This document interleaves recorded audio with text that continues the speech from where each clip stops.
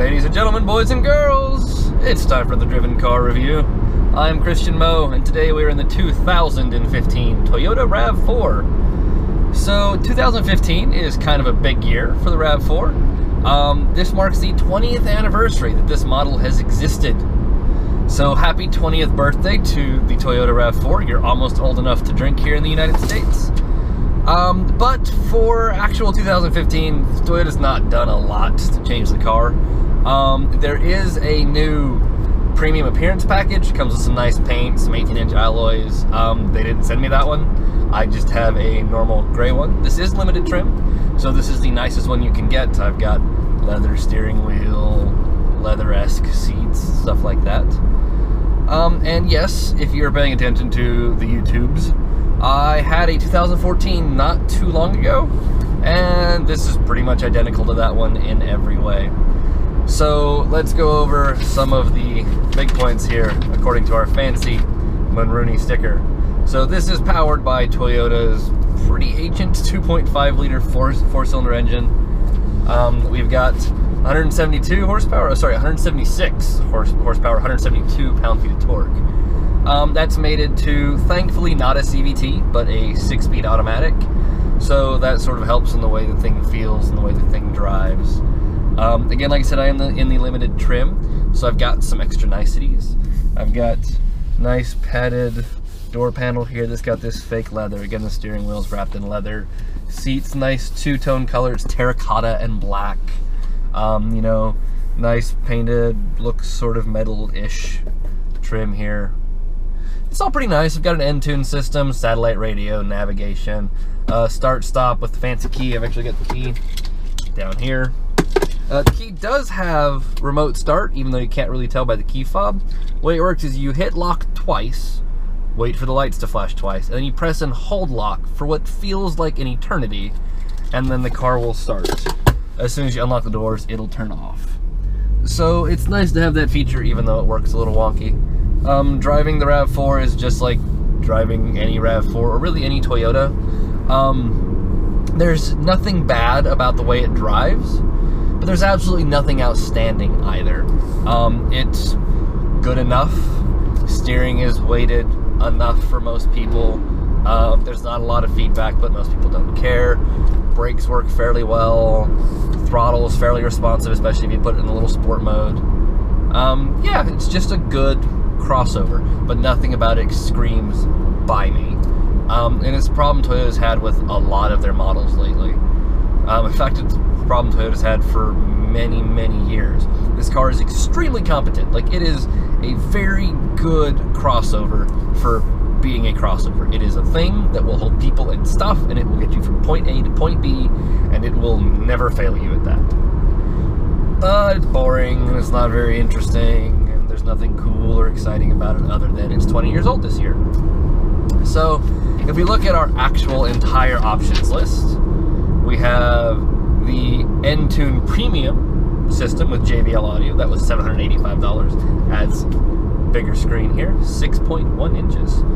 So not quite as big as an iPhone 6 Plus, or just about the size of an iPhone 6 Plus screen there. I have my technology package, which adds blind spot monitors in the mirrors, rear cross traffic alert, and I've got my little button there to turn it on and off. I've got roof rack, which is really nice actually, with nice crossbars on it. Remote start, some mud guards, interior lighting kit, which is some extra LEDs and stuff scattered about the cabin. And then finally, I've got 4-season floor mats, so I've got big rubber floor mats.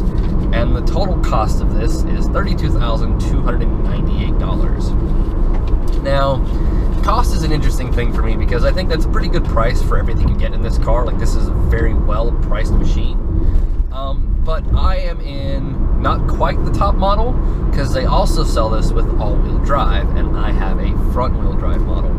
But a colleague of mine, Mr. Mark McNabb, who also writes for topspeed.com, he runs the truck page there.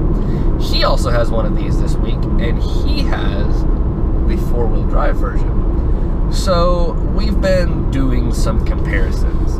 Let's start with fuel. So my window sticker says I should do 23 miles per gallon city, 26 combined with 30 on the highway. I've done mostly highway driving. There's been a bitty city mixed in. There's been a bit of stop and go. I've been moving this week, so I've been using the back of it to load up cargo, so I've had a little bit of weight. But I'm currently sitting at 23.9 miles to the gallon, which is below that 26 combined that I should be getting. And Mr. Mark, in his all-wheel drive version, is getting 24 miles to the gallon. Now, he lives in Florida, so he doesn't have the terrain that I have, and the weather's been a little nicer to him. But his all-wheel drive version is getting about the same fuel economy as mine, and that only costs $33,700, which is about $6,000, give or take, or sorry, about $600, give or take, more than this. Like, the price difference is not a lot, and it makes me question whether buying a front-wheel drive RAV4 is a good idea or not. Because obviously there's not very much of a fuel economy penalty for taking the all-wheel drive. The cost penalty is very minor, and when you need it, you have it. And I know a lot of people say, well, you're never going to need all-wheel drive in a crossover because they never get driven off-road, and I agree with that.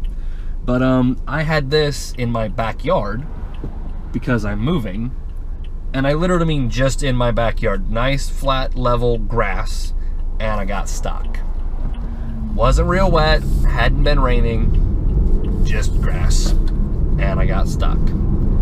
So if I get stuck in my backyard in the two-wheel drive one, maybe having the four-wheel drive model isn't a terrible idea, especially if you plan on doing any sort of off-roading at all. So let's do a quick recap. We have 2015, 20th birthday, congrats Toyota, of the RAV4. It is almost identical to the last RAV4 from 2014, unless you get the fancy Blizzard Arctic Special Edition thing with fancy paint and 18-inch wheels. Still okay to drive, still plenty of space, still plenty comfortable, still quiet enough, still competitively priced. But when it comes to this two-wheel drive version or a four-wheel drive version, spend the extra dough. It's like $1,000 or less. Take that, buy the all-wheel drive one. It is a better idea. The fuel economy is almost identical, and then when you need to have the extra driven wheels, you have them. So that would definitely be my recommendation, is buy the four-wheel drive version of this machine. It'll drive the same, it'll feel the same, but when you finally get it somewhere that you might get a little bit stuck, or if the weather gets a little bit foul and gross, it'll be better. You'll be better for it. You'll have extra traction to help pull you out of any sort of mess you might get into. If the roads are really slippery and gross because it's raining, you'll have a little bit of extra traction to help there. So that would be my recommendation. Anyways, again, I'm Christian Mo. Thank you for joining me. I know this is a short video, but I just reviewed one of these like 8 or 9 months ago. There's not a lot new to talk about. Still same old, same old. If you are just someone who needs a good family crossover, you're looking for something to get your kids for college, I still think a wagon's a better idea, but if you have to get a crossover, this isn't a bad choice. It's a Toyota, it'll run forever, it's reasonably priced, fuel economy is okay, and yeah, that's about all I have to say about it. So once again, Christian Mo here. Thank you guys for tuning in. If you have any questions, comments, concerns, you have anything you want to say about this car, you have anything you want to ask me about this car, please go ahead and drop those below. I'd be happy to respond. And I'll see you guys next week. Thank you so much. Cheers.